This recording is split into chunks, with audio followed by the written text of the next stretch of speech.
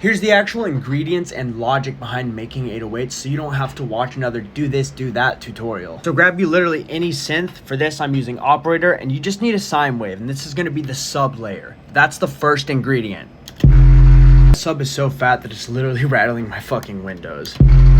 The next ingredient is deciding how long it's going to be. So for this, I'm just going to drop the sustain of the ADSR down and just knock up the decay, right? It doesn't really matter as long as it's not just infinite length. And it's going to sound like this.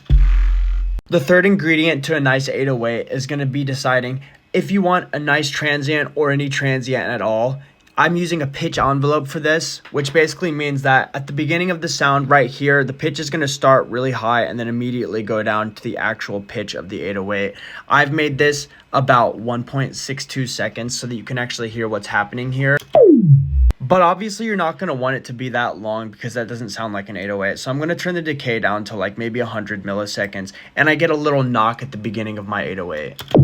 And don't just replicate these numbers. Think for yourself and use your own numbers and experiment until you find a sound that you like. The fourth and final ingredient is adding some interest to the sound. So I've duplicated the operator that I used for the sine wave, and then I've added a saturator for some distortion. I put it on digital clip and just drove the drive up really high. And then I have amp as well.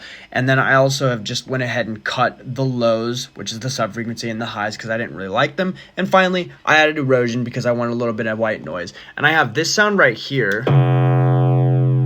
And I'm going to go ahead and layer that with the actual sub. So you can see here that I went ahead and resampled both of these into a wave file, and I'm going to put these next to each other and actually group them. So from here I can do a lot of things. I can either adjust the volume or the pitch of the actual sound that I just made, and that's the body of the 808. So I'm going to turn this down a little bit, and then maybe I'll alter it a little bit more from here. So all I've really done is EQ that interest sound a little bit more, and then I shortened it. And on the actual group, which I'm applying to both the actual sub and the interest sound that I added, I've went ahead and added a saturator, and I put it in wave shaper mode. And now I have this crazy ass 808 bass sound.